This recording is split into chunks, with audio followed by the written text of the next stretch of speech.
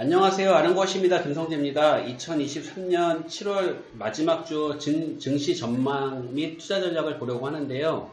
최근에 시장의 이슈라고 하면은 단연 에코프로가 아닐까 싶은데 지금은 2차전지 섹터를 가진 사람과 못 가진 사람으로 구별되는 시장 같습니다. 그리고 지금 에코프로를 환불해달라는 또 개미들이 있는 것 같은데 과거에 2020년에도 이런 뉴스가 있었거든요. 그래서 이런 것들을 보면은 주식은 계속 반복되는 것이 아닌가 싶은 생각이 들고요.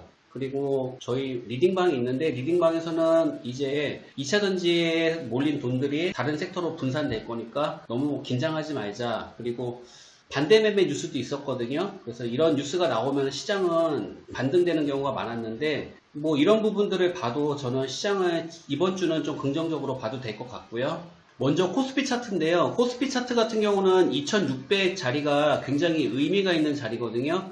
지난주 금요일 날 종가가 이 의미 있는 자리를 일단 돌파하면서 마감이 됐었고요. 그리고 코스닥 같은 경우도 905포인트가 굉장히 의미가 있는 자리거든요. 2차전지가 이날 반등이 나오면서 올라간 것도 있겠지만은 그래도 의미가 있는 자리를 코스피와 코스닥 모두 돌파하면서 마감이 됐고 역시 둘 다 우상향 기조로 가고 있거든요. 그래서 일단 지수는 흐름이 괜찮다고 보고 있고 S&P 500 같은 경우도 추세가 정말 강한데 4620 정도가 굉장히 강한 저항이거든요. 하지만은 이 저항 부분에서도 좀 조정을 받은 이후에 21선이나 61선에서 지지 반등 이후 다시 N자로 치고 올라가지 않을까 저는 생각을 하고 있고, 그리고 제가 빅스 지수를 1년치를 캡처해서 올렸거든요.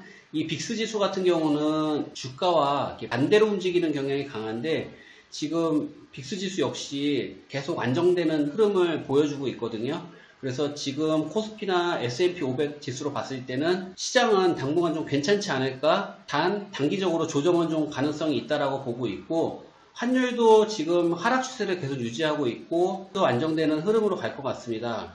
그리고 환율도 중요하지만 사실 달러 인덱스가 더 중요하다고 보는 사람 중에 한 명이거든요. 그래서 달러가 약세일수록 저희가 시장이 좀 안정되는 흐름이 강한 경우가 많은데 지금 달러 인덱스도 최근에 반등돼서 올라오고 있지만 결국에는 추세적으로 봤을 때는 하방을 보는 것이 맞고, 마찬가지로 단기 조정은 있겠지만 우리 시장은 좀 안정적으로 갈 것이다. 저는 이렇게 말씀을 드리고 싶고, 그리고 제가 이번 주에는 좀 수출 지표도 좀 올려봤거든요.